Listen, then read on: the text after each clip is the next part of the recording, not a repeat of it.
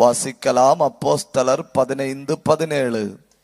நான் இதற்கு பின்பு திரும்பி வந்து விழுந்து போன தாவீதின் கூடாரத்தை மறுபடியும் எடுப்பித்து அதிலே பழுதாய் போனவைகளை மறுபடியும் சீர்படுத்தி அதை செவ்வையாக நிறுத்துவேன் என்று இவைகள் எல்லாவற்றையும் செய்கிற கர்த்தர் சொல்லுகிறார் என்று எழுதியிருக்கிறது. இந்த ராத்திரில நாம் தியானிக்க போகிற செய்தி, விழுந்து விட்டேன் என்று நினைக்கிறேன், என்னை எழுப்பிவிடும் ஆண்டவரே. அதாக்கும் இந்த ராத்திரியின் செய்தி, விழுந்து விட்டேன் என்று நினைக்கிறேன், என்னை எழுப்பிவிடும் ஆண்டவரே. இந்த அப்போஸ்தல நடபடிகள் 15ஆம் அதிகாரம் 17வது வசனத்திலே சொல்லி இருக்கிறது, புதிய ஏற்பாட்டிலே உற்பத்தியான ஒரு வசனம் அல்ல. இது புதிய ஏற்பாட்டில் உற்பத்தியான ஒரு வசனம் அல்ல. இது பழைய ஏற்பாட்டிலே காட்டத்தி பழங்களை பறக்கிக் கொண்டிருந்த ஒரு தீர்க்கதரிசியினுடைய வாயில உற்பத்தியானது. ஆமோஸ் தீர்க்கதரிசியின் புஸ்தகம் 9ஆம் அதிகாரம் 12வது வசனமாக்கும் இந்த தீர்க்க தரிசனத்தின் உற்பத்தி அங்கே சொல்லி இருக்கு. அந்நாட்களில் விழுந்து போன தாவீதின் கூடாரத்தை நான் திரும்ப எடுப்பித்து கட்டுவேன் என்று கர்த்தர் சொல்லுகிறார். இந்த தீர்க்க தரிசன வசனத்தை தியானிக்க தொடங்குவதற்கு நமக்கு ஆண்டவரை பற்றின ஒரு அறிவு தேவை. ஞானிகளில் ஞானி, உலகம் கண்டதில் மிகப்பெரிய ஆர்கிடெக்ட் அவன் ஆண்டவரை பற்றி ஒரு வார்த்தை சொல்லுகிறான். 127ஆம் சங்கீதம் 1வது வசனத்திலே, அது என்ன? கர்த்தர் கட்டுகிறவர். தனக்கென்று ஒரு வீட்டை கட்டினவன், தனக்கென்று தன்னுடைய பெயர் பிரஸ்தாபத்திற்கென்று கர்த்தருக்கு ஒரு தேவாலயத்தை கட்டினவன், ரெண்டையும் கட்டி முடித்த கையோட சொல்லுகிறான், கர்த்தர் கட்டுகிறவர். யார்? சாலமோன். கர்த்தர் கட்டுகிறவர் என்று சொல்லுகிறான். ஆனா தீர்க்கதரிசி சொல்லுகிற வார்த்தையை பாருங்க, கர்த்தர் திரும்பவும் கட்டுகிறவர். விழுந்து போன கூடாரம், விழுந்து போன கூடாரம், இதற்கு 2 அர்த்தங்கள் உண்டு பழைய ஏற்பாட்டில். 1வது அர்த்தம், ஏசாயா தீர்க்கதரிசியின் புஸ்தகம் 38ஆம் அதிகாரம் அதனுடைய 12வது வசனம். ஏசாயா 38:12. என் ஆயுசு மெய்ப்பனுடைய கூடாரத்தை போல. அங்கே மெய்ப்பனுடைய கூடாரம் என்கிற ஒரு கூடாரத்தை நாம் பார்க்கிறோம். இஸ்ரவேலர்களில் அதிகம் மனிதர்கள் மெய்ப்பர்கள். கொஞ்சம் கவனியுங்க, அந்த மெய்ப்பர்கள் ஆடுகளை மேய்க்கும்படி கடந்து வரும்போ தங்களுக்கு சரியாய் தோன்றுகிற ஒரு இடத்துல கூடாரம் போடுவார்கள்.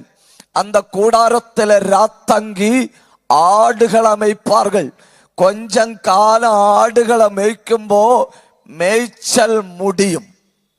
மேய்ச்சல் முடிந்து அந்த இடம் எல்லாம் வறண்டு போன தேசத்தை போல காட்சி அடிக்கும். அங்க யாரும் ஆடு மேய்க்க வரமாட்டார்கள் இனி. ஏன்னா மேய்ச்சல் இல்லை. ஆடு மேய்த்தவர்கள் வேற இடத்திற்கு போவார்கள். வேற இடத்திற்கு போன உடனே இவர்கள் ஆடு மேய்க்கும்படி போட்ட இந்த கூடாரம் அப்படி உளுத்து சரிந்து விழத் தொடங்கும்.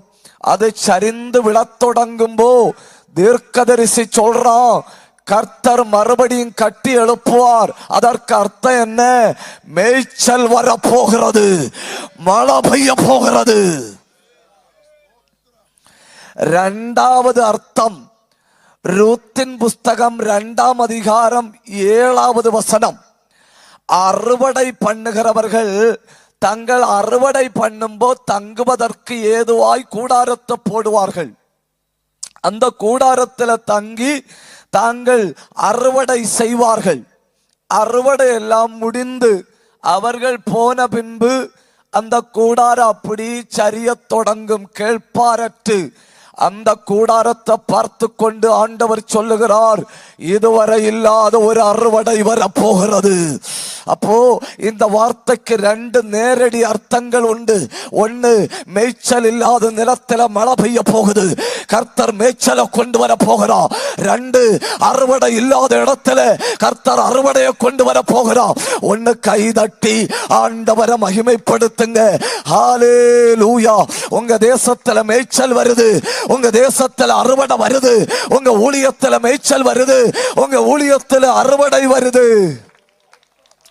விவசாயம் செய்கிற ஒரு மனுஷனிடத்துல ஒரு நல்ல தனமுள்ள வாலிபன் போய் கேட்கிறான், ஐயா உங்க மகளை எனக்கு கல்யாணம் பண்ணி தருவீங்களா? டையும் கோட்டும் போட்டிருக்கிற இவனை அந்த விவசாயி அப்படி பார்க்கிறாரு. அப்படி பார்த்துட்டு சொல்றாரு, கல்யாணம் பண்ணி தர முடியாது. உலகத்துல உயர்ந்த தொழிலாக்கும் விவசாயம் அவர் சொல்றாரு. அதனால விவசாயியாகிய நான், தொழிலதிபராகிய உனக்கு என் பிள்ளைய கல்யாணம் பண்ணி தர முடியாது. அவன் சொல்றான், இல்ல உங்க மகளை எனக்கு கல்யாணம் பண்ணி தரணும். உடனே விவசாயி சொல்றாரு, அப்படியா? அப்படின்னா ஒரு டெஸ்ட், இந்த டெஸ்ட்ல நீ ஜெயிச்சா உனக்கு கல்யாணம் பண்ணி தரேன். அவன் எல்லா விஞ்ஞானமும் படித்தவன், அவன் கம்ப்யூட்டர் கூகுள் மொத்தத்துல சர்ஃப் செய்ய அறிஞ்சவன். என்ன டெஸ்ட் வைக்க போறாரு, ஜெயிக்கிறான்னு சொல்லி அவர்கிட்ட கேட்கிறான், என்ன டெஸ்ட்? அவர் சொல்றாரு, என் கூட்டுக்குள்ள இருந்து 3 மாடுகளை அவுத்து விடுவேன், 3 காளைகளை அவுத்து விடுவேன், அதுல ஒன்னுடைய வாழை நீ பிடிச்சா உனக்கு என் மகளை கல்யாணம் பண்ணி தாரேன். இவ்வளவுதானா? காலையில் ஒன்றின் வாழை பிடிக்கணும், சரின்னு சொல்றான். அந்த இடத்துல நில்லுன்னு சொல்றாரு. இவன் நிக்கிறான். நிக்கும்போ கூட்ட திறந்து விடுறாரு. முதல்ல ஒரு காளை வருது. அது வெளியே இறங்கி வந்த உடனே இவன் மனசுல ஒரு யோசனை வருது, உயிர் பெருசா கல்யாணம் பெருசா? உயிர் தான் பெருசுன்னு தெரிஞ்சு ஒதுங்கி நின்னாய். அது போகுது. இன்னொன்னு வரும், இதை விட கொஞ்சம் பலவீனமா இருக்கும், அதனுடைய வாழை தொடலாம் அப்படின்னு நிற்கும்போ ரெண்டாவது கதவை திறக்கிற ரெண்டாவது ஒண்ணு வருது. அது கோலியாத்தினுடைய குடும்பத்துல உள்ளதுன்னு தோணுது. அதை கண்ட உடனே இவன் நினைச்சா முந்தினது பரவாயில்லைன்னு தோணுது. இதுக்கு முன்ன போய் மாட்டி அதனுடைய சக்கரங்களுக்குள்ள அறைய வேண்டாம் அப்படின்னு ஒதுங்கி நின்னா அதுவும் போச்சு. இப்போ மனசு சொல்லுது, 1 பயங்கரமா இருந்தது, 2 பயங்கரமா இருந்தது, எப்படியாவது 3வது ஒன்னுடைய வாழை உயிரே போனாலும் பரவாயில்லை தொடணும். அப்படி அவர் கதவை திறக்கும்போ அவன் பக்கத்துல போய் ஆயத்தமா நிற்கிறான். ஒரு காளை வெளியே வருது. அது கொஞ்சம் பாவமா தோணுது. ஒற்ற பார்வையில பார்த்தா இந்த இடையில ரட்சிக்கப்பட்ட காளைன்னு தோணுது. அது பாவம் போல இறங்கி வருது. இவன் ஆவேசம் அடைகிறான், ஆஹா வாய்ப்பு வந்து விட்டது அப்படின்னு சொல்லி இவன் ஆவேசம் அடைந்து அது பாது சாடி வரும்போ பின்பக்கத்துல பாய்ந்து வாழ பிடிக்கணும்னு சொல்லி பாய்ந்து பின்பக்கத்தை பார்த்தா there was no tail.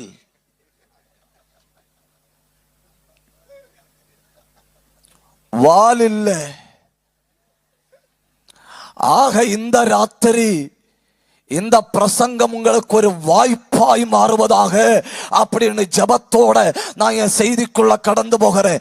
இந்த கூடாரத்தை பற்றி வெறும் கூடாரம்னு சொல்லல, ஒருத்தனுடைய பேரு சொல்லி இருக்கு. யாரு தெரியுமா? அவன் விழுந்து போன தாவீதின் கூடாரம். ஆக இந்த கூடாரத்தை பற்றி அறியணும்னா நாம முதல்ல யாரு அறியணும்? இந்த கூடாரத்தின் உடையக்காரனாகிய சொந்தக்காரனாகிய தாவீது அறியணும். தாவீது அறிஞ்சாதான் இது தாவீதின் கூடாரம் எப்படிப்பட்டது, இது உண்மையிலே விழுந்து கிடக்குதா அப்படிங்கிற ஆராய்ச்சியை நாம பண்ண முடியும். தாவீத குறித்து அறிய ஒரு 10 காரியங்களை நாம் அறிஞ்சிருக்கணும். 1, 2 சாமுவேல் 23ஆம் அதிகாரம் 1-2 வசனங்கள். கிட்டத்தட்ட 40 ஆண்டுகள் அரச பதவியில உட்கார்ந்து இருக்கிறான். அன்னைக்குள்ள அரச பதவி இன்னைக்கு போல இல்ல. அன்னைக்குள்ள அரசிய பதவியில சிபிஐ இல்ல, ஜிஎஸ்டி இல்ல, இன்வெஸ்டிகேஷன் இல்ல. வரி கட்டினாயான்னு எவனும் அரசனுடைய கழுத்துல போய் கை வைக்க முடியாது. கை வைக்கலாம், வச்சுட்டு வீட்டுக்கு போக முடியாது. அரசனாக்கும் சுப்ரீம் பவர். 40 வருஷம் சிங்காசனத்தில் உட்கார்ந்து இருக்கிற அவன் சொல்றான், நான் யார் தெரியுமா? ஈசாயின் குமாரன். இது ஒரு நல்ல அடையாளமாக்கும். நல்ல வீட்டுல கல்யாணம் பண்ணா பிள்ளைகளுக்கு தாய் தகப்பனோட பேர் அடியோட மறந்து போகும். நல்ல ஒரு வீடு வச்சா பெற்றோருடைய பேர் மறந்து போகும். நல்ல ஒரு வாகனம் எடுத்தா பெற்றோருடைய பேர் மொத்தத்துல மறந்து போகும். 40 வருடம் சிங்காசனத்துல இருந்து பட்டம் பரத்தனவன் சொல்றான், இப்ப அவன் சொல்றேன் நான் ஈசாயோட மகன். அது ஒரு நல்ல அறிவு. இரண்டாவது, இவனை பற்றி வேதம் சொல்லுகிற இரண்டாவது காரியம் அது எங்க சொல்லி இருக்கு தெரியுமா? 27ஆம் சங்கீதத்தில் சொல்லி இருக்கு. 27ஆம் சங்கீதம் 10வது வசனம்.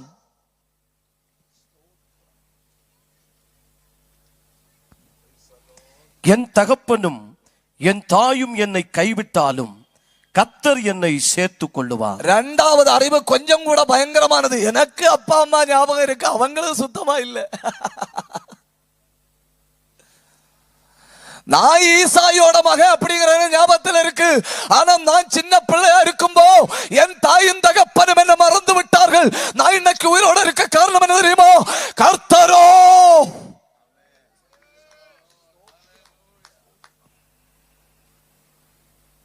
மூணு, 129ஆம் சங்கீதம் 1-2 வசனங்கள் அங்க இப்படி சொல்லி இருக்கு. என் சிறு வயது முதல் அநேகந்தரம் என்னை நெருக்கினார்கள், நெருக்கியும் மேற்கொள்ளாமல் போனார்கள். நான் வந்த உடனே நேரடியா சிங்காசனத்தில் வந்து உட்கார்ந்த அரசன் அல்ல. நான் விட்டில் பிடிச்சிட்டு நடந்தவன். நான் நீக்கோலி அடிச்சிட்டு நடந்தவன். நான் 5 காசுக்கு பிரயோஜனம் இல்லாம நெருக்கப்பட்டு அவமானப்பட்டு உடுதுணிக்கு மறுதுணி இல்லாம சின்ன வயசுல நெருக்கப்பட்டு வாழ்ந்தவன். ஆனா என்னை யாரும் மேற்கொள்ள முடியல. 4, 27ஆம் சங்கீதம் அதனுடைய 4வது வசனம். அவன் சொல்றான், கர்த்தரிடத்தில் ஒன்றை நான் கேட்டேன், அதையே நாடுவேன். எனக்கு எவ்வளவு பெரிய பதவியில வந்தாலும் எனக்கு ஒரே ஒரு ஆசை உண்டு. என்ன தெரியுமா?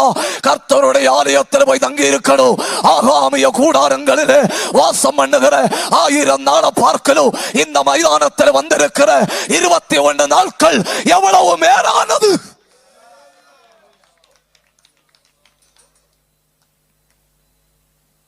அடுத்து சொல்ற 63ஆம் சங்கீதம் 1வது வசனத்துல, தேவனே நீர் என் தேவன், அதிகாலமே உம்மை தேடுகிறேன். வறண்டதும் விடாய்த்ததும் தண்ணீரற்றதுமான நிலங்களில் என் ஆத்மா தேவன் மேல் பிரியமாயிருக்கிறது, என் மாம்சமானமை வாஞ்சித்து கதறுகிறது. இப்படியே உம்முடைய பரிசுத்த ஸ்தலத்துல உம்மை பார்க்க ஆசையோட வந்து உமது வல்லமையும் உமது மகிமையும் கண்டேன். ஜீவனை பார்க்கலும் உமது கிருபை நல்லது. என் உதடுகள் துதிக்கும், நினத்தையும் கொழுப்பையும் உண்டது போல என் ஆத்துமா திருப்தியோட எழும்புது. அதோட சொல்லி முடிச்சான்னு நினைக்காதுங்க. 119ஆம் சங்கீதம் 164வது வசனம். வேதத்துல யாரும் இப்படி சொன்னதில்லை. 119ஆம் சங்கீதம் தாவீது எழுதினதாய் இருந்தால் அவன் சொல்றத பாருங்க. தினந்தோறும் 7 தரம் உம்மை துதிக்கிறேன், 7 தரம் கர்த்தரை துதிக்கிறேன். சொல்றது யாரு? தாவீது. அதிகாலையில தேடுகிறவன், சின்ன வயதுல நெருக்கப்பட்டவன், பெற்றோரால கைவிடப்பட்டவன், 7 தரம் துதிக்கிறவன். முடியல. 45ஆம் சங்கீதம் 7வது வசனம். என் தோழர் எல்லார பார்க்கலும் என்னை அதிகமாய் ஆனந்த தைலத்தினால் அபிஷேகம் பண்ணிருக்கிறேன். இந்த ராத்திரி உயிரோட இந்த கூடாரத்தில் நீங்க கடந்து வர காரணம் நீங்க புசித்த ஆகாரம் அல்ல, உங்க மேல விழுந்த அபிஷேகம். 2 கை தட்டி உன் ஆண்டவரை மகிமைப்படுத்துங்க. கை உயர்த்தி ஒரு அல்லேலூயா சொல்லுங்க. உற்சாகத்தோட ஒரு அல்லேலூயா சொல்லுங்க. அதோட முடியல. 144ஆம் சங்கீதம் 1வது வசனம் 2வது வசனம். தாவீதே நீ மட்டும் யுத்தத்துக்கு போய் இதுவரை தோற்று போலியே, நீ மட்டும் போர்க்களத்துல தோற்று தலையில துணி மூடிட்டு அப்படி ஒளிச்சு போனேன்னு பைபிள்ல இல்லையே.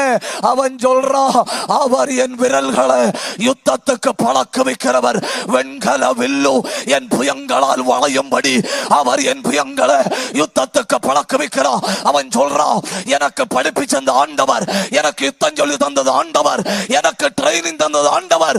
God is my coach.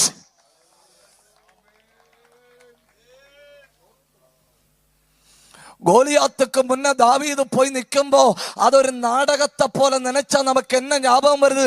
ஒரு சின்ன பையன் கல்லெடுத்துட்டு ஓடுறான், அவனை தடுத்து ஒரு கேள்வி கேட்கணும், தாவீதே எங்க போற? எரிய போற? யார? கோலியாத்த. ஒண்ணும் நினைக்காத தாவீத ஒரு சந்தேகம், எரி படலன்னா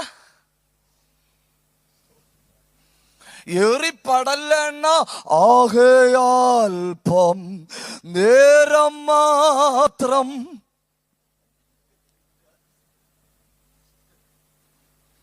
தாவீது சொல்றான், எரி படும். நான் கேட்கிறேன், படும் படலன்னா? அவன் சொல்றான், படலன்னா அப்படிங்கிற கேள்விக்கு கேள்வி எங்க இல்ல. ஏன்னா என் விரல்களை யுத்தத்துக்கு சொல்லி வச்சது ஆண்டவர், எனக்கு குறி தப்பாது. ஏன்னா அவருக்கு குறி தப்பாது. கை தட்டி ஒன்னு ஆண்டவரை மகிமைப்படுத்துங்க. வேற யாருக்கும் இல்லாம தாவீதுக்கு மட்டும் இருந்த வாய்ப்பு. 145 சங்கீதம் 1-2 வசனத்துல சொல்றான், நாடோறும் நான் அவரை நோக்கி கொண்டிருக்கிறேன். எவ்ரிடே.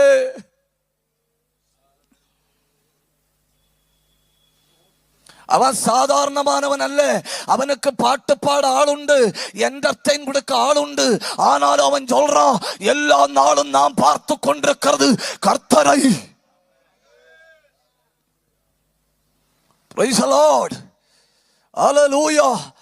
இவ்வளவு பயங்கரமான தாவீது திடீர்னு உயர்த்தப்பட காரணம் என்ன? 4 காரணங்கள். 1, கர்த்தர் ஸ்தோத்திரம், ஒரு தடவை ஆடு மேய்ச்சிட்டு இருந்தேன், ஒரு கரடி வந்தது. நாம என்ன பண்ணிருப்போம்? நாம ஒரு கணம் யோசிப்போம், ஆடா உயிரா, ஆடா உயிரா, ஆடா உயிரா, ஆடா உயிரான்னு சொல்லி தலையா பூவா போட்டு பார்க்கும்போது கண்டிப்பா உயிர் மேலதான் ஓட்டு விழும். அதனால மரத்துல ஏறி அப்படி உட்கார்ந்து பார்க்கலாம், சத்துரு யுத்தம் பண்ணுகிறதா பார்க்கலாம் அப்படின்னு நாம நினைச்சிருவோம். அவன் அப்படி இல்லை. அவன் அப்படி முன்ன போய் நிக்கிறான், முன்ன போய் நின்று சொல்றான், வா பார்க்கலாம். 5 நிமிஷம் ஆச்சு, கரடி சொல்லிச்சு நீ இருக்க மாட்ட. தாவீது சொன்னா பாப்போம். 4 நிமிஷம் தாண்டி பார்த்தப்ப தாவீது இருக்கிறான், கரடி இல்லை. 1வது அனுபவம், கரடியோட போராடினா. 2, அவன் சொல்றான், ஒரு தடவை நான் ஆடு மேய்ச்சிட்டு இருந்தேன், அப்படி ஒரு சிங்கம் வந்து. அவன் சொல்ற சும்மா கதை மாதிரி. 2 பிள்ளைகள் நடந்து போகும்போது ஒரு சிங்கம் வருது.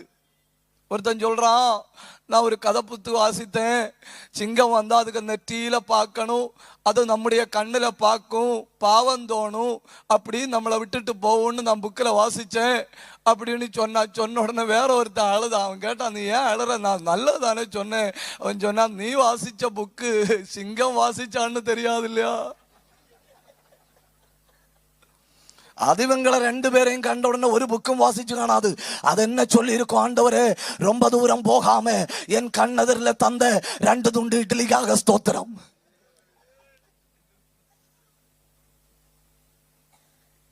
ஒரு தடவை ஒரு கரடி, ஒரு தடவை ஒரு சிங்கம். அவங்க கேட்கிறான், அடுத்து ஒரு தடவை நான் என் சகோதரர்களை பார்க்கும்படி பிரேக்ஃபாஸ்ட் கொண்டு போனேன். பிரேக்ஃபாஸ்ட் கொண்டு போனப்போ கர்ச்சிக்கிற மாதிரி ஒரு சவுண்டு கேட்டு நான் கேட்டேன், இது யாரு? அவங்க சொல்லி, இது உனக்கு தேவையில்லாத விஷயம். நான் கேட்டேன், தேவையில்லாதான் இருந்தாலும் வாட்ஸ்அப்ல வந்தா பார்க்கலாம் இல்லையா, யாரு? அவங்க சொல்லி, இப்படி ஒருத்தர் 40 நாளா வந்து சவால் விட. அவனை சம்மதிக்கணும். ஏன் சம்மதிக்கணும் தெரியுமா? நம்ம அண்ணா ஒரு நாள் சவால் விட்டுருப்போம், 2வது நாள் வாரிட்டு போயிருப்போம். எத்தனை நாள் மெனக்கட்டு நிக்கக்கு. அவன் அப்படி இல்லை, ஒரு நாள் வந்து சவால் விடுறான், 2 நாள் வந்து விடுறான். அது ஒரு பாக்கியம் தானே. அப்படி அந்த வகையில் அவன் பாவம். 40வது நாள் சவால் விட வந்தப்போ அண்ணன் கூட்டத்துக்கு ஒருத்தன் புதுசா வந்திருக்கு. வந்தவன் அங்க பாக்குறான், பார்த்துட்டு கேட்கறான், என்ன? அவங்க சொல்லணும் காரியத்தை. உடனே ராஜா விட்ட போய் சொல்றான். ராஜாவை பார்த்து கேட்கிறாரு, அது எதுக்கு வந்த? அவன் சொல்றான், நான் யுத்தத்துக்கு போறான்னு வந்தேன். உடனே ராஜாவை சொல்றான், நேற்றுக்கு ராத்திரி தான் ஒரு சின்ன பையன் வந்து அடிச்சு நொறுக்கிறதா கண்ட நீயோ அப்படின்னு சும்மா கேட்கிறாய். கட்டணும் சொல்றான், நான் தான். உடனே அவங்க கேட்கிறான், அனுபவம் இருக்கு ராஜாவே. ஒரு தடவை புக்கில் வாசிக்கலையா கரடி? வாசிச்சேன். சிங்கத்தை வாசிச்சேன். அவன் சொன்னா, என்னோட ட்ரெஸ் எடுத்து போட்டுட்டு போ. சரி, அரசன் இல்லையே சொல்றாரு. ட்ரெஸ்ஸை போட்டுட்டு ஆளை பார்த்தா ஆளை காணல. உடுப்புக்கும் பேண்ட்டுக்கும் உள்ள போச்சு. பின்ன வலிச்சு உருவிதான் எடுக்கணும். சொன்னா இது பற்றாது, குளத்துல போய் 5 ஆற்றுக்குள்ள போய் 5 கல் எடுத்துட்டு போறான். கல் எடுத்துட்டு போய் கோலியாத்தின் பக்கத்துல போய் ஒண்ணு வச்சான், பட்டது. கர்த்தரு சோத்திரம், பட்டது. அதுக்குதானே சோத்திரம். படலன்னா ஊரு மொத்தம் சேர்ந்து இவனை வலிச்சிருக்கும். பட்டது. ஓடி கோலியாத்தின் பக்கத்துல போறான். கோலியாத்தின் பக்கத்துல போய் சொல்றான், நான் யுத்தத்துக்குன்னு வரல, அவசரத்துக்காக வந்தேன், அதனால வாழை எடுத்துட்டு வரல, எக்ஸ்கியூஸ் மீ எடுத்து ஓட்டான்னு கேட்டான். சொன்னா எடுத்துக்கோ. தூக்கி வலிச்சு எடுக்கிறான். எடுத்த எடுப்புல அந்த சின்ன பிள்ளைகள் வெயிட் உள்ள சாதனத்தை இப்படி தூக்குமோ இப்படி மறைஞ்சு விழுவும் இல்லையா, இப்படி உருவி எடுத்தப்போ இப்படி விழுந்து தலை இங்க வந்து.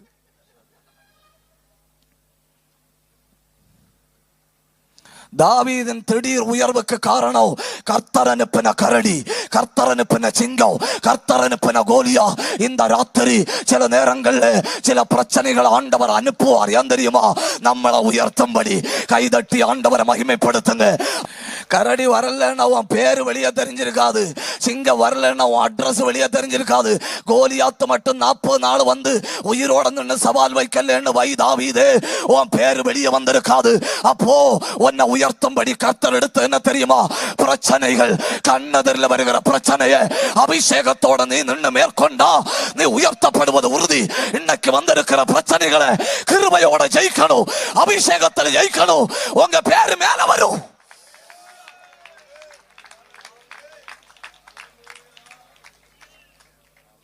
கடைசியில உயர்த்தப்பட காரணம் என்ன தெரியுமா? கடைசியில உயர்த்தப்பட காரணம் சவுல். அவரான் கௌதாரிய வேட்டையாடுவது போல வேட்டையாடும்படி வரான். ஒரு மொத்த ராணுவம் ஒரு மனுஷனுக்கு பின்னால போகுது. சம்மதிக்கணும். The full army of a country goes behind a man. அப்போ இவன் எவ்வளவு பெரிய ஆளுன்னு நினைச்சு பாருங்க. ஒரு ராஜ்யத்தின் மொத்த ராணுவமும் ஒரு வாலிபன் பின்னால போனோம்னா தோழர் எல்லார பார்க்கலும் அவன் மேல விழுந்த அபிஷேகம் எவ்வளவு வல்லமையுள்ளதுன்னு பாருங்க. இந்த ராத்திரி நான் சொல்றேன், ஒரு ராஜ்யத்தினுடைய மொத்த ராணுவமும் தலைக்கு மேல அபிஷேகம் விழுந்த ஒரு தேவ பிள்ளைய பின்தொடர்ந்து வந்தாலும் ஒன்னும் செய்ய முடியாது. நடனம் பண்ணின ஏரோதியாளின் மகளை பார்த்து ராஜா கேட்கிறான், உனக்கு என்ன வேணும்? ராஜ்யத்துல பாதி வேணுமா? என்ன வேணும்? அவ சொல்றா, எனக்கு ராஜ்யத்துல பாதி வேண்டாம், எனக்கு யோவான் ஸ்நாபகனுடைய தலை வேணும். ஏன் அவ அப்படி கேட்டா தெரியுமா? ஏன் அப்படி கேட்டான்னா, அபிஷேகம் உள்ள ஒருத்தனுடைய தலை ராஜ்யத்தின் பாதியை விட விலை. அப்படி ஆராதிச்சு துதிச்சு ஆண்டவரை உயர்த்தி சிங்காசனத்தில் உட்கார்ந்து ஆளுகிறான் தாவீது. அவனை போல ஒருத்தர் அவனுக்கு முன்னையும் அவனுக்கு பின்னையும் இருந்ததில்லை. அவனை வித்தியாசமாய் சொல்லி இருக்கிற ஒரு காரியத்தை சொல்லி தாவீது தள்ளி போட்ட 7 கூடாரங்களை சொல்லி இந்த ராத்திரி நாம ஜெபிக்க போறோம். எப்படி தாவீது வித்தியாசமானவன் தெரியுமா? 2 வசனங்கள். 1 சாமுவேல் 18ஆம் அதிகாரம் 14-15 வசனங்கள். தாவீது தன் செய்கைகளில் எல்லாம் புத்திமானாய் நடந்தான், கர்த்தர் அவனோடு கூட இருந்தார். அவன் மகா புத்திமானாய் நடக்கிறதை சவுல் கண்டு அவனுக்கு பயந்திருந்தான். ஒரு பயங்கரமான வசனம். அது என்ன சொல்லுது? ஒரு டெவலப்மெண்ட்டும் இல்லாத உலகத்துல, கூகுளும் வாட்ஸ்அப்பும் பேஸ்புக்கும் லைவ் ஸ்ட்ரீமும் இல்லாத உலகத்துல தாவீது புத்திமான். புத்திமான் அப்படின்னு சொல்லி விட்டு இருந்தா பரவாயில்லை. அடுத்த ஸ்டேட்மெண்ட் பாருங்க, மகா புத்திமான். இந்த ஒரு வார்த்தையை நீங்க கவனம் வைக்கணும். எதுல நீங்க பலவானோ அதுல தாக்குதல் வரும். நீங்க ஜெபத்தில் பலவானா இருந்தா உங்க ஜெபம் தாக்கப்படும். நீங்க அபிஷேகத்துல பலவானா இருந்தா உங்க அபிஷேகம் தாக்கப்படும். நீங்க சாட்சியில பலவானா இருந்தா உங்க சாட்சி தாக்கப்படும். எதுல நாம ஸ்ட்ராங்கோ அதுல நமக்கு ஆபத்து வரும். இப்ப இவன் எதுல பயங்கரமா இருக்கிறோம்? தாவீது தன் காரியத்துல புத்திமான். புத்திமான் என்பதை விட மகா புத்திமான். சாத்தான் திட்டம் போடுறான். எங்கேயாவது ஒரு இடத்துல வச்சு ஓம் புத்திய கேவலப்படுத்தி வாட்ஸ்அப்ல போட்டு ஒன்ன நொறுக்கலன்னா நீ பாரு அப்படின்னு தாவீதுட்ட சவால் விடுறான். ஆனா தாவீது ரொம்ப கவனமா எல்லாத்திலையும் கவனிக்கிறான். இதன் பின்ன சத்துருவின் கை இருக்கா, இதன் பின்ன சத்துருவின் கை இருக்கா, இதன் பின்ன சத்துருவின் கை இருக்கா அப்படின்னு பார்த்து பார்த்து முன்ன போறான், பார்த்து பார்த்து முன்ன போறான். சிக்கல் வந்தது. எப்போ சிக்கல் வந்தது தெரியுமா? 2 சாமுவேல் 13ஆம் அதிகாரம் 4 முதல் 7 வரை உள்ள வசனங்கள். தாவீதுக்கு ஒரு மகன், அவனுக்கு ஒரு நண்பன். தாவீது புத்திமான்.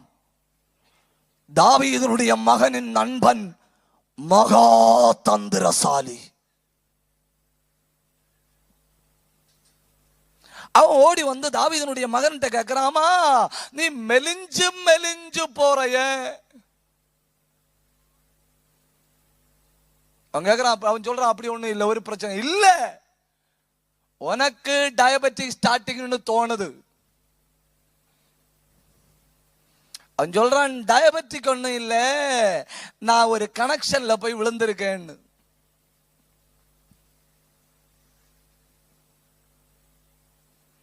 பண்ணுனா அவ்வளவுதான் கல்யாணம் பண்ணுவேன், வாழ்ந்தாலும் சேர்ந்து போனாலும் சேர்ந்து அப்படின்னு சொல்லிட்டு நிக்கிறான் அவன். உடனே நண்பன் ஒரு புத்தி சொல்லி கொடுக்கிறான். வியாதியஸ்தனை போல கட, பயங்கர சீரியஸ் போல கட, ராஜா உன்னை பார்க்க வருவாரு. பிள்ளை வியாதி பிடிச்சு கட்டில கிடக்குன்னு சொன்ன உடனே மகா புத்திமா மாறான் பார்க்க. மகா புத்திமானாகிய தாவீது வந்து கழுத்துல கை வச்சு பார்க்கிறான். கை வச்சு பார்த்துட்டு, இது கோவிடுக்குள்ள காய்ச்சல் தான். மகனே, உனக்கு இப்போ தேவை மெடிசின் அல்ல, உனக்கு இப்போ தேவை குவாரண்டைன், உனக்கு இப்போ தேவை குவாரண்டைன். உடனே அவன் சொல்றான், டாடி நானும் அதான் சொல்லிட்டு இருக்கணும்னு நினைச்சேன், எனக்கு பயங்கர பலவீனமா இருக்கு, ட்ரீட்மெண்ட் உங்களுக்கு தெரியுமா? சொன்னா தெரியாது. இவன் சொல்றான், ட்ரீட்மெண்ட் வடாதுன்னா சரியாகும்னு தோணுது. உடனே தாவீது சொன்னா, சரி வட எங்கி வட. வேலைக்காரனை கூப்பிட்டு சொல்றான், என் பையனுக்கு ஒரு 5-6 வடை கொண்டு விடுங்க. உடனே அவன் சொல்ற, அந்த வடை அல்ல, தாமார் இந்த அறைக்குள்ள வரணும், இந்த அறைக்குள்ள வந்து தன் கையால மாவெடுத்து பசஞ்சு பலகாரம் சுட்டி எனக்கு தந்தா என் வியாதி மாறும். இது ஒரு நோய்.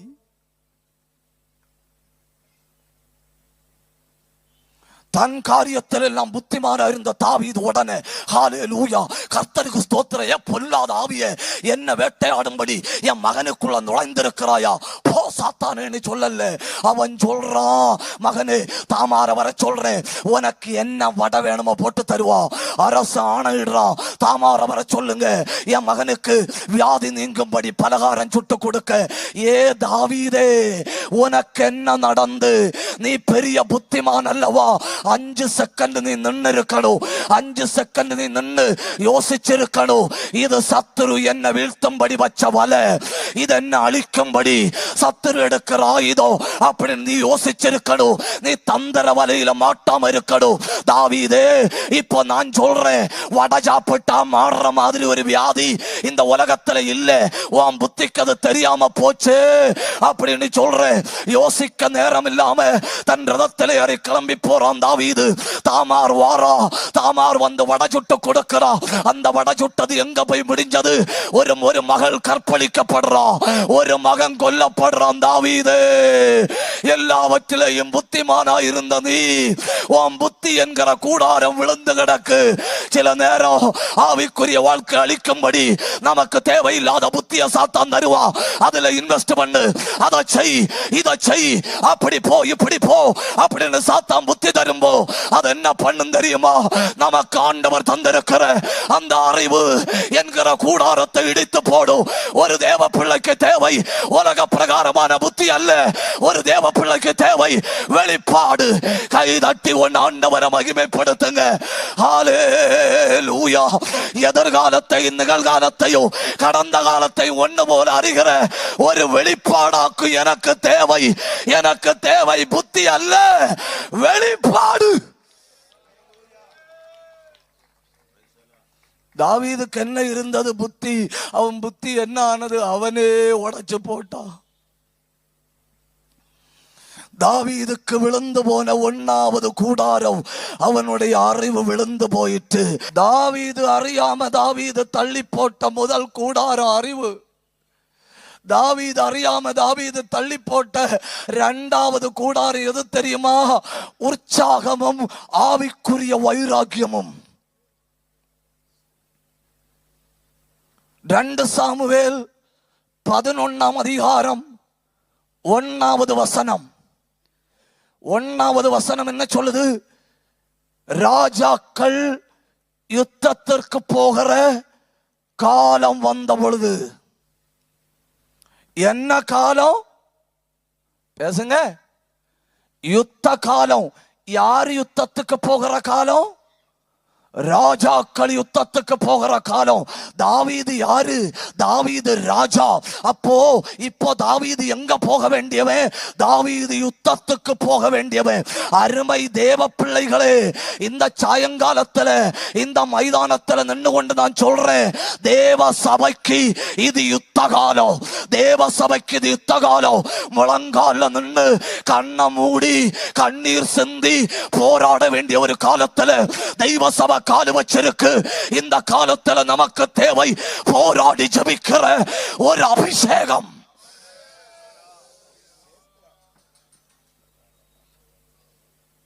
தாவீது யுத்தத்துக்கு போக வேண்டிய காலத்துல தாவீது கீழே உள்ள ஆட்களை பார்த்து சொல்றான், you go I will pray.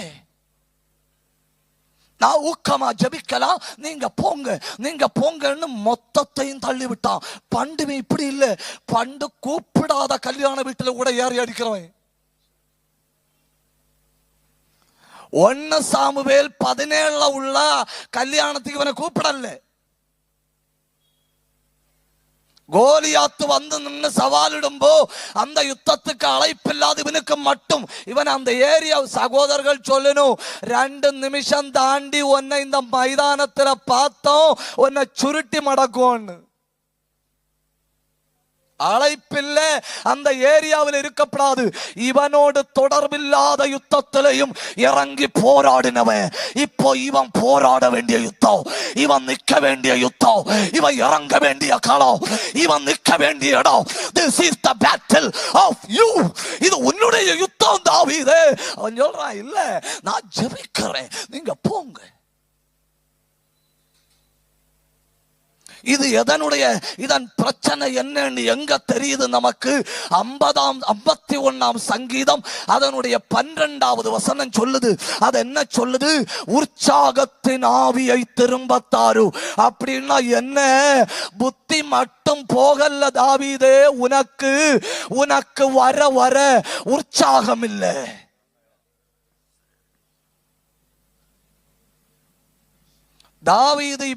தாவீது முந்தி எப்படி போவான் தெரியுமா?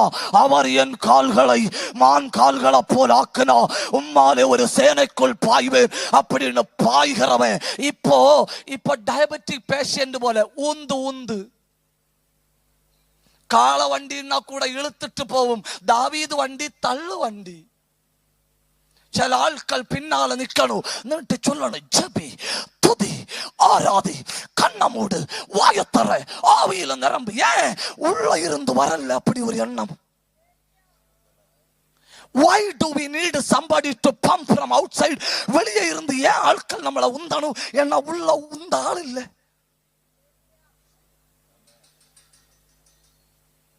உள்ள உந்து சக்தி இல்லை. அது என்னாச்சு? அது அழிஞ்சு போச்சு. தாவீதுக்கு விழுந்த 2வது கூடாரம் உற்சாகம் வைராக்கியவோ. நீங்க அபிஷேகம் பண்ணப்பட்ட அன்னைக்கு எவ்வளவு வேகம் இருந்ததோ அந்த வேகம் இருக்கணும் காலேவ போல. தாவீதே, அறிவு விழுந்து உற்சாகம் விழுந்து அடுத்து 1 சாமுவேல் 24 அதிகாரம் அதனுடைய 4 முதல் 7 வரை உள்ள வசனங்கள். இந்த பகுதியை நீங்க ஒரு காலம் மறக்க கூடாது. ஒரு காலம் தாவீத வேட்டையாடும்படி வாரான் சவுல். கௌதாரிய பிடிப்பதை போல, தெள்ளுப்பூச்சிய தேடி வருவதை போல துரத்திட்டு வாரான். என்கேதி என்கிற குகையில வந்தப்போ ராஜா உள்ள, தாவீது வெளியே.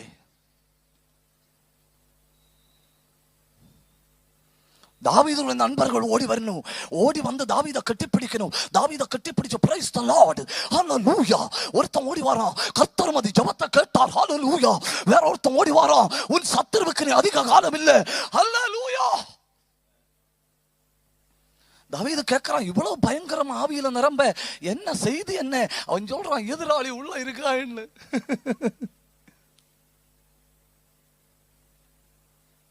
கர்த்தருடைய நாமத்தில் ஈட்டி எடுத்து கொண்டு உள்ள போ. உள்ள போய் கண்களை மூடி ஒரே ஒரு தடவை குத்திட்டு வா. வந்து நாம ஒருமிச்சு ஸ்தோத்திரம் சொல்லுவோம் அப்படின்னு சொன்னப்போ தாவீது மெதுவா உள்ள போனா. மெதுவா உள்ள போய் அந்த வசனத்தை பாருங்க. வஸ்திரத்தின் தொங்கலை விட்டனா. அது இல்ல பயங்கரம், அடுத்ததாக்கும் பயங்கரம். தாவீது சவுலுடைய வஸ்திரத்தின் தொங்கலை வெட்டினது நிமித்தம் அவன் மனம் அடித்து கொண்டது.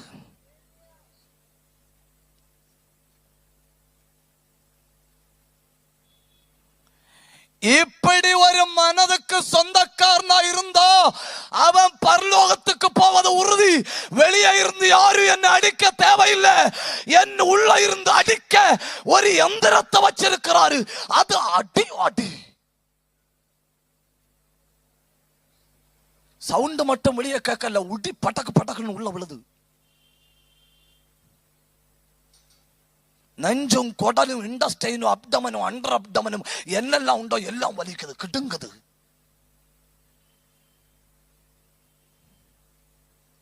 ஒரு தடவை ஒரு பையன் ஒரு முனிவர் இடத்துல போய் கேட்கிறான், முனிவரே நல்லா வாழணும்னு ஆசை, அதனால எனக்கு ஒரு உதவி பண்ணணும்.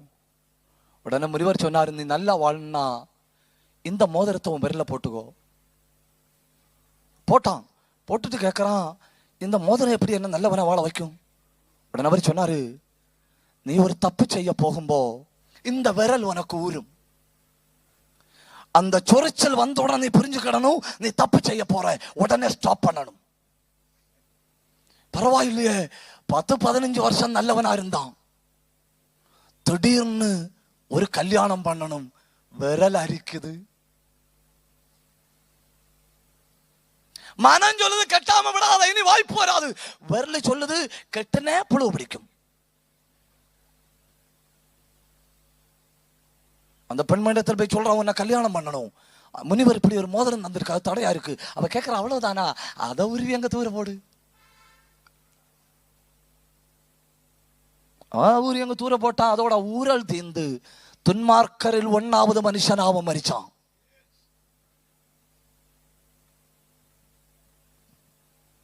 ஒரு பெரிய முத்து வியாபாரி எல்லா தடவையும் முத்து வியாபாரத்துக்கு தனியா போவான்.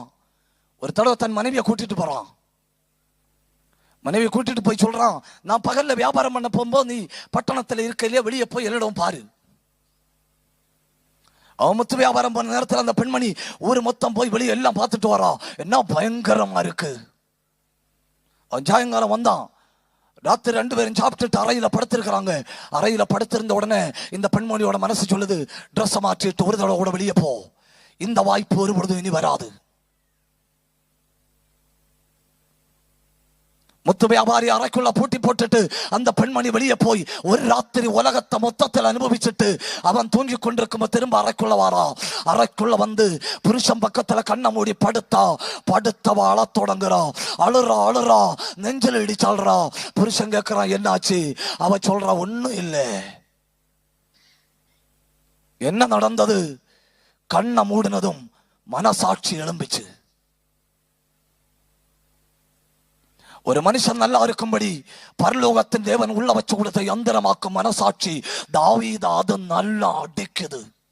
கவர்மெண்ட் ஸ்கூல்ல பண்டு அடிப்பின் மணி அடி அது போல அடிக்குது தாவீது உள்ள. என்ன நல்ல ஆண்டவர் இல்லையா? நான் பரலோகத்தில் சென்றடையும்படி என்ன நல்வழிப்படுத்துகிற ஒரு எந்திரத்தை எனக்குள்ள வச்சிருக்கிறாரு. இது ஆரம்ப ஸ்டேஜ் ஆக்கும்.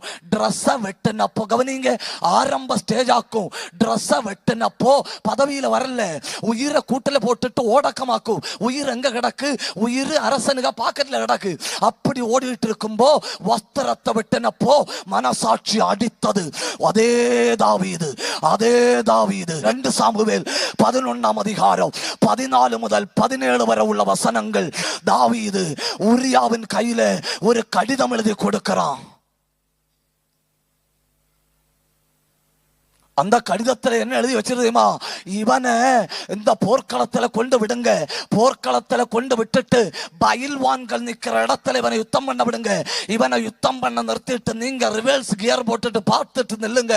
இவன் சாகட்டும்னு சொல்லி இவன் கையில கடிதம் எழுதி இவன் கையில கொடுத்திருக்கு. அவன் பாவம் நாயின்னா அந்த கடிதத்தை என் கையில தந்திருந்தா வாசிச்சிருப்பேன். வாசிச்சுட்டு என் பேரை மட்டும் வெட்டிட்டு வேற யாருக்காவது பேர் எழுதி என் எதிராளியோட பேர் எழுதி ஸ்தோத்திரத்தோட கையில கொடுத்திருப்பேன். அவன் நல்லவன். சொந்த பேருக்கு எழுதி தலை வெட்ட வேண்டி எழுதி வச்சிருக்குன்னு கூட அறியாம பாக்கெட்ல போட்டுட்டு துதிப்போம் அல்லேலூயா பாடி மகிழ்வோம் மகிபனை அப்படி போட்டுட்டே போறான். என்ன பயங்கர தாவீது! வஸ்திரத்தை வெட்டினப்போ மனசாட்சி அடித்து கொண்ட தாவீதுக்கு தலைய வெட்டும்போ கூட மனசாட்சி அசையல்லையே. மனசாட்சியின் கூடாரத்தை அவன் மிதிச்சு போட்டான். என்ன பயங்கரம் இல்லையா? என்ன பயங்கரம்! ரட்சிக்கப்பட்ட அந்த காலத்தையும் இந்த ராத்திரி ஒன்று யோசிச்சு பாருங்க. ரட்சிக்கப்பட்ட அந்த காலத்துல மோசமா ஒரு வார்த்தை வாயில இருந்து வந்தா நம்ம இருதயம் நம்மளை அடிச்சு, மோசமான ஒரு காட்சியை கண்டா நம்முடைய இருதயம் நம்ம அடிச்சு. இன்னைக்கு என்ன ஆச்சு? மனசாட்சியின் கூடாரம் விழுந்து கிடக்கு. அது உறுத்தல்ல, அது குத்தல்ல, அது உண்டுன்னே நினைக்கல. இந்த ராத்திரி இந்த மைதானத்துக்குள்ள யாராவது ஆண்டவர் என்னோடு தான் பேசுறாரு, என் மனசாட்சி செத்து கிடக்குன்னு நினைக்கிறேன் அப்படின்னு விட்டு கொடுக்க முடியுமானா கர்த்தர் உங்களுக்குள்ள ஒரு சுத்த மனசாட்சியை வைக்க விரும்புகிறார். ஒன்னு கை தட்டி ஆண்டவரை மகிமைப்படுத்துங்க. தாவீதே, உன் வெற்றிக்கு காரணம் என்ன தெரியுமா? உனக்குள்ள ஆண்டவர் வைத்திருந்த ஷார்ப் கான்சியஸ். நீ ஒரு பிள்ளைய போல உத்தமனா இருந்த, அதை கெடுத்துட்டிய தாவீதே. கொஞ்சம் கொஞ்சமோ மனசாட்சி விழுந்து போச்சு. பொய் சொன்னாலும் குத்தல்ல, கோள் சொன்னாலும் குத்தல்ல, என்ன செஞ்சாலும் குத்தல்ல. உன் கூடாரம் விழுந்து கொண்டிருக்கு. இந்த ராத்திரியின் செய்தி உன் கூடாரத்தை கை நீட்டி பிடிக்கிறது. எல்லா மனுஷனுக்கும் ஒரு ஸ்டேஜ் ஆஃப் இன்னசென்சி உண்டு. ஒரு மனசாட்சி நல்லா இருக்கிற வேலை உண்டு. அது கொஞ்சம் கொஞ்சமா கேடாகுது. பின்ன என்ன செஞ்சாலும் அது தொடர்றதில்லை, அது குத்துறதில்லை, உறுத்துறதில்லை. இந்த ராத்திரி கூட்டம் எதற்கு தெரியுமா? பழைய மனசாட்சி எடுத்து தூர போட்டு ஆதிகால அபிஷேகத்தோட, ஆதிகால கிருபையோட, ஆதிகால வல்லமையோட வஸ்திரத்தின் தொங்கலை தொட்டப்போ அடித்து கொண்டதே ஒரு மனசாட்சி. அதுபோல ஒரு ஆன்மீகனா என்ன திருப்பி விடும்படி கர்த்தர் இந்த ராத்திரி வந்திருக்கிறார். 1வது கூடாரம் தள்ளி போட்ட 1வது கூடாரம் அறிவு, தள்ளி போட்ட 2வது கூடாரம் உற்சாகமும் வைராக்கியமும், தள்ளி போட்ட 3வது கூடாரம் மனசாட்சி. தாவீது ஏன் இவ்வளவு நல்லவனா இருந்தான் தெரியுமா? கர்த்தர் உள்ள வச்சிருந்த ஒரு உறுத்தல், கர்த்தர் உள்ள வச்சிருந்த ஒரு எண்ணம் அதாக்கும். அதனாலே ஆக்கும். அப்போஸ்தலர் நடபடிகள் 13ஆம் அதிகாரம் 36வது வசனத்துல சொல்லி இருக்கு. என்ன பயங்கரமான வசனம்! தாவீது தன் காலத்திலே தேவ சித்தத்தை செய்து அது என்ன பயங்கரமா இருக்கு. 50, 60, 30, 40, 75, 90, 100 ஆண்டுகளை நமக்கு தருவாரு. அந்த காலத்துக்குள்ள நாம என்ன செய்யணும் தெரியுமா? தன் காலத்துல தேவ சித்தம் செய்யணும். என் காலத்துல தேவ சித்தம் செய்யணும். இந்த காலம் நம்ம காலமாக்கும். இது தேவ பிள்ளைகளின் காலம், இது ஜெபிக்கிறவர்களின் காலம், இது ஆராதிக்கிறவர்களின் காலம். இந்த காலத்துல தேவ சித்தம் செய்யணும். கொன்னுட்டா, மனசாட்சிய கொன்னுட்டா. தாவீது தள்ளி போட்ட 4வது கூடாரம் பரிசுத்தம். 2 சாமுவேல் 11ஆம் அதிகாரம் 1-2 வசனத்துல தாவீது குளித்துக் கொண்டிருக்கிற ஒரு பெண்மணியை பார்த்து கூட இருக்கிறவள்கிட்ட கேட்கிறான், அவ யாருன்னு போய் விசாரிச்சுட்டு வாருங்க, அவ எவ்வளவு புத்திசாலின்னு தெரியுமா? அவ சொல்றா, நான் உரியாவின் மனைவி. அப்படின்னா ஒரு எல்லை கோட்டை போட்டு விடுறா.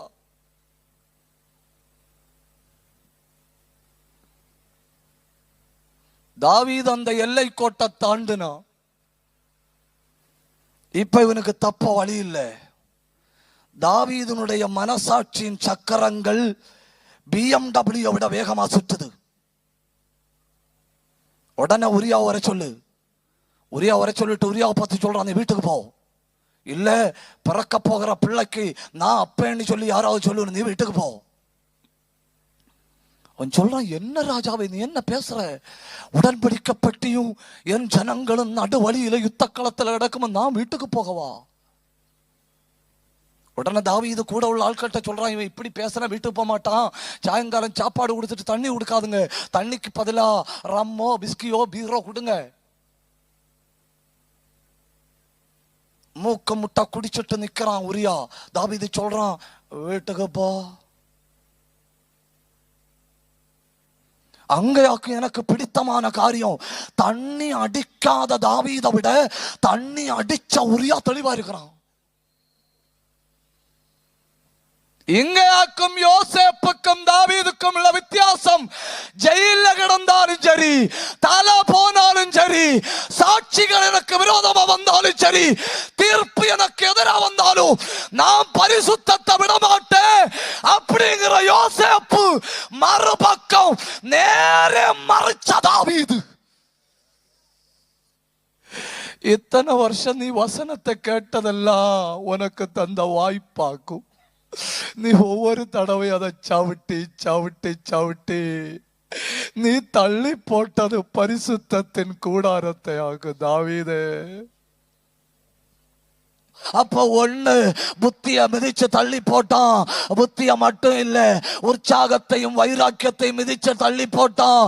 அது மட்டும் இல்ல, மனசாட்சியை மிதிச்சு தள்ளி போட்டான். அது மட்டும் இல்ல, இவன் மிதிச்சு தள்ளி போட்டது பரிசுத்தத்தை. அடுத்து 42ஆம் சங்கீதம் 4வது வசனம், முன்னே பண்டிகைக்கு பலியிட போகிறது நினைச்சு இப்பொழுது என் உள்ளம் எனக்குள் உருகுகிறது. எது விழுந்து போச்சு? தாவீதின் ஆராதனை விழுந்து விட்டது. ஆராதனை விழுந்து விட்டது. முன்னே சபைக்கு போகணும்னு சொல்லும்போ உள்ளத்துல பயங்கர ஏவுதல், கை தட்டணும்னு சொல்லும்போ பயங்கர ஏவுதல், வாய திறக்கணும்னு சொல்லும்போ பயங்கர ஏவுதல். இப்போ அதை செய்ய முடியலையே அப்படிங்கிற வேதனை தாவீது. ஆராதனையை விட்டுட்ட, ஆராதனையை விட்டுட்ட. இந்த மைதானத்தில் இருக்கிற அத்தனை பேரும் ஆராதனைக்கு திரும்பணும், அபிஷேகத்துக்கு திரும்பணும். கை தட்டி ஆண்டவரை ஒண்ணு உயர்த்துங்க. ஆராதனை விழுந்து கிடக்கு, ஆராதனை விழுந்து கிடக்கு. அதை நினைச்சு நினைச்சு நான் வாழ்றேன். ஆராதனை விழுந்து கிடக்கு, அதை நினைச்சு நினைச்சு நான் வாழ்றேன். எல்லா முழு ஜபத்துக்கும் வந்து வைராக்கியமா உட்கார்ந்து போராடுகிற ஒரு பெண்மணி திடீர்னு சபையில பிரச்சனை உண்டாக்கிட்டு சொல்லிச்சு, செத்து போனாலும் நான் சபைக்கு வரமாட்டேன் அப்படின்னு சொல்லி அந்த பெண்மணி போச்சு. அந்த பெண்மணி போய் வேற இடத்துல ஒரு 2-3 மாசம் போயிட்டு திடீர்னு அந்த பெண்மணிக்கு ஆர்த்தரைட்டிஸ் வந்து உடம்பு தளர்ந்து வீட்டுல கிடக்கு. வா பேசும். அந்த பெண்மணிக்காக ஜெபம் பண்ணும்படி பக்கத்துல போய் உட்காரும். அந்த பெண்மணி சொல்ற வார்த்தை என்ன தெரியுமா? முன்ன கை தட்டுறதும் பாடுறதும் எல்லாம் நினைச்சு இப்போ என் உள்ள உருகுது. படுத்து கிடக்கிறத விட பயங்கரமாக்கும் ஆராதனை விழுந்து போறது. அபிஷேகம் உள்ளவன் படுத்து கிடந்தாலும் ஆவி அனலா இருக்கும், ஆவி அனலா இருக்கும், ஆவி அனலா இருக்கும், ஆவி பலமா இருக்கும். நாம் படுத்திருந்தாலும் கர்த்தர் என்னோடு இருக்கிறார். விழுந்து ஆராதனை. இப்ப கை தட்டுறதெல்லாம் தட்டலைன்னா பக்கத்துல இருக்க ஆட்கள் நோட் பண்ணணும், டிவியில போடணும், கேவலம் இல்லை. அதனால தட்டி கொடுப்போம். ஆராதனை விழுந்து. அடுத்து என்ன விழுந்து? கர்த்தருடைய பெட்டி ஊசாவின் வீட்டுக்குள்ள இருக்கு. ஊசாவே, உன் வீட்டுக்குள்ள பெட்டி எத்தனை வருஷமா இருக்கு? அது சாமுவேல் காலத்துல 20 வருஷம், சவுல் காலத்துல 40 வருஷம், 60 வருஷம், தாவீதின் காலத்துல 5 வருஷம், 65 வருஷம் ஒருத்தர் வீட்டுக்குள்ள இருக்கு பெட்டி. பெட்டி உன் வீட்டுக்குள்ள வந்ததுனால ஒரு 2 சாட்சி சொல்லுவியா? அது அப்பன் செத்து போனாரு, அண்ணன் செத்து போனாய், இப்ப வீட்டுல யாரெல்லாம் உண்டு? நாங்க 2 பேர் உண்டு. 65 வருஷம் ஒரு வீட்டுக்குள்ள பெட்டி இருந்ததுனால உள்ள 2 சாட்சி போச்சுன்னு 2 அண்ணம். தாவீது பார்க்கிறான், பெட்டி அங்கே இருக்க வேண்டிய பெட்டி இருக்க வேண்டியது இங்க, எடுத்துட்டு வருவான்னு சொல்லி போறான். எடுத்துட்டு வருவான்னு சொல்லி போமா அந்த 2 பையன்மாரும் சொல்லணும், எங்க வீட்டுல இல்லையா இத்தனை காலம் இருந்து நாங்க 2 பேரும் சுமக்கலாம். தாவீது சொல்ல அப்படி சுமந்துட்டு போகணும். சுமந்துட்டு போற வழியில மாடுகள் மிரண்டது. வருது. கர்த்தர் சோதரம் 65 வருஷம் பெட்டி எங்க வீட்டுல இருந்துன்னு சொல்லி ஒற்ற பிடிச்சதும் ஷாக் அடிச்சு. 2 சாமுவேல் 6ஆம் அதிகாரம் 7, 8, 9 வசனங்கள். அந்த இடத்துல கர்த்தர் ஊசாவை அடித்தார். ஊசா செத்து போனா. அந்த இடத்துக்கு பேரே சூசான்னு பேரு. எத்தனை வருஷம் நீ தூக்கிட்டு வந்த? 65 ஆண்டுகள். என்ன கிடைச்சு? வள்ளி பயறு கூட கிட்டல. இப்ப வழியில கிடக்கு பெட்டி. தாவீது சொல்றான், எங்க ஒரு இடத்துல வைக்கணும், எங்க ஒரு இடத்துல வைக்கணும்னு சொன்ன ஆட்கள் சொன்னாங்க, பக்கத்துல ஓபேத்தேதோம்னு ஒருத்தன வீடு இருக்கு, அங்க வச்சனும். 3 மாசத்துக்குள்ள ஓபேத்தேதோமின் வீடு பட்டணத்துல இல்ல, பார்லமெண்ட்ல அறியப்பட்ட வீடா மாறிச்சு. ஹல்லேலூயா. 65 வருஷம் பெட்டி ஒருத்தன வீட்டுல இருந்தப்போ அவன் கீக்கோலம் போனான். 3 மாசம் பெட்டி ஒருத்தன் வீட்டுல இருந்தப்போ அவன் மேக்கோலம் போனான். எத்தனை பேருக்கு புரிஞ்சுன்னு எனக்கு தெரியல. கைதட்டி உன் ஆண்டவரை மகிமைப்படுத்துங்க. ஹல்லேலூயா, ஹல்லேலூயா. இங்கதான் முடிக்கணும். அந்த 3 மாசம் தாவீது அட்ரஸ் இல்ல.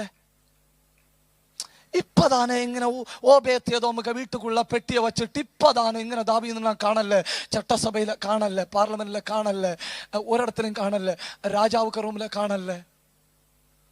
கர்த்தர் ஸ்தோத்திரம். 90 நாளா தாவீத காணல. தாவீது 90 நாளா எங்க? தாவீது 90 நாளா கர்த்தருடைய பிரசன்னத்தில் போய் முழங்கால நின்னு 65 வருஷம் ஒருத்தனுக்கு வீட்டுல இருந்த பெட்டி அவனை கொல்ல முடியும்னா, பெட்டி என் வீட்டுல வந்தா நான் சமாதிதான். பெட்டிக்க பரிசுத்தத்தை அளிக்க முடியாது, அதே நேரத்துல என்ன மாற்ற முடியும்? ஹல்லேலூயா. 3 மாசம் முழங்காலத்துல சொல்றாப்பா, பெட்டிக்கு முன்ன தகுதியுள்ள ஒரு மனுஷனா என்ன மாற்றணும், பெட்டிக்கு முன்ன நிற்கத்தக்க ஒரு மனுஷனா என்ன மாற்றணும். நான் பெட்டிக்கு பக்கத்துல போய் நிற்கும் போது தாவீது செத்து போனாங்கிற செய்தி வரக்கூடாது. நான் உம்முடைய கரத்துல வந்து விழுகிற ஆண்டவரே அப்படின்னு தாவீது விழுந்தான். தாவீது விழுந்த உடனே கர்த்தர் ஒரு வார்த்தை சொன்னாரு, விழுந்து கிடக்கிற தாவீதின் கூடாரத்தை நான் திரும்ப கட்ட போறேன், நான் திரும்ப கட்ட போறேன், நான் திரும்ப கட்ட போறேன். ஹல்லேலூயா.